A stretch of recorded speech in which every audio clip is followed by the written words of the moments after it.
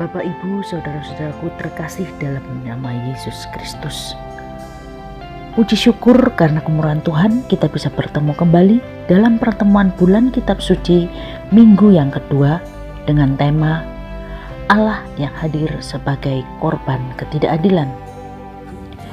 Sebelum kita belajar lebih lanjut tentang apa yang dipesankan oleh Kitab Suci, marilah kita simak sejenak pengalaman hidup rohani Bapak Sugiyarto, seorang penambal ban yang luar biasa.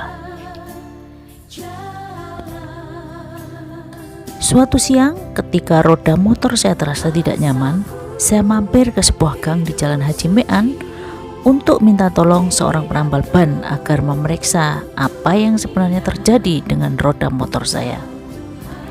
Saat saya datang, bapak berusia parubaya itu sedang asik membaca buku.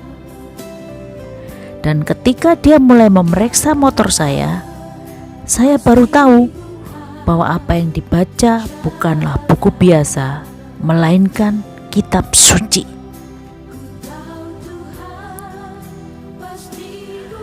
Menurut penuturan Pak Sugiyarto, pria berusia 57 tahun itu membaca kitab suci selalu dilakukan setiap hari. Sebelum melakukan pekerjaan rutin, dia berdoa, membaca kitab suci, dan berdoa rosario.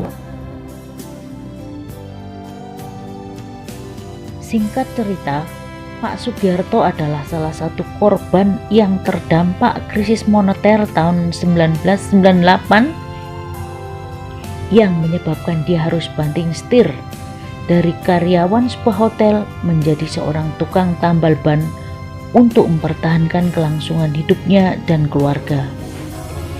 Dia tidak merasa malu dengan pekerjaannya yang mungkin oleh sebagian orang dianggap rendah atau tidak berharga.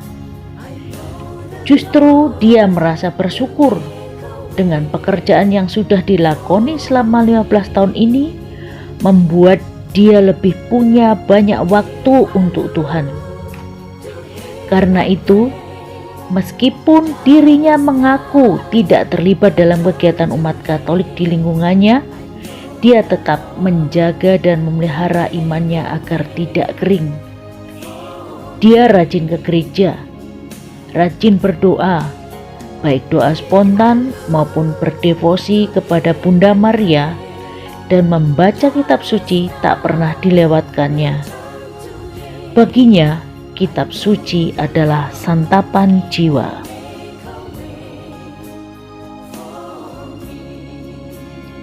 Dalam masa pandemi COVID-19, dampak ekonomi juga dirasakannya. Tapi baginya dia punya sebuah keyakinan bahwa hidup, mati, dan rezeki sudah ada yang mengaturnya. Bapak, Ibu, Saudara yang terkasih, setelah kita menyaksikan video singkat Bapak Sugiyarto tadi, dan juga sesuai dengan Injil hari ini yang diambil dari Injil Matius bab 25 ayat 31 sampai dengan 40, ada beberapa hal yang bisa kita ambil. 1. Kita harus menjadi pelopor dalam tindakan adil dan berbelas kasih untuk semua, walaupun dalam bentuk yang sederhana, terutama kepada sesama kita yang terkena dampak pandemi COVID-19 yang sampai saat ini belum juga berakhir. Yang kedua, kita harus mengaplikasikan iman yang kita miliki melalui tindakan konkret yang lebih efisien dan tepat guna. Lalu, bagaimana caranya? Kita harus berani keluar dari zona nyaman, harus berani menyangkal diri kita sendiri. Mungkin selama ini kita merasa di posisi yang aman, kebutuhan terpenuhi, barang-barang tersedia, kita tidak merasa terpengaruh dengan adanya pandemi COVID. Tapi bagaimana dengan saudara kita yang lain? Bagaimana dengan mereka yang terpaksa menganggur karena di PHK? Tukang tambal ban yang penghasilannya juga sangat berkurang. Mari kita coba tempatkan diri kita di posisi mereka yang sedang merasakan betapa beratnya beban hidup mereka. Apakah kita hanya bisa diam? Apakah kita hanya bisa berdoa saja? Lalu apa yang harus kita lakukan? Tuhan Yesus bersabda dalam Injil Matius mengatakan demikian. Ketika aku lapar, kamu memberi aku makan. Ketika aku haus, kamu memberi aku minum. Ketika aku asing, kamu memberikan aku tumpangan. Ketika aku telanjang, kamu memberi aku pakaian. Ketika aku sakit, engkau melawat aku. Ketika aku dalam penjara, kamu mengunjungi aku. Dan Tuhan lebih menegaskan lagi di ayat 4 tadi. Aku berkata kepadamu, sesungguhnya segala sesuatu yang kamu lakukan untuk salah seorang dari saudaraku yang paling hina ini, kamu telah melakukannya untuk aku. Bapak, Ibu, saudara sekalian, Tuhan selalu hadir melalui sesama kita.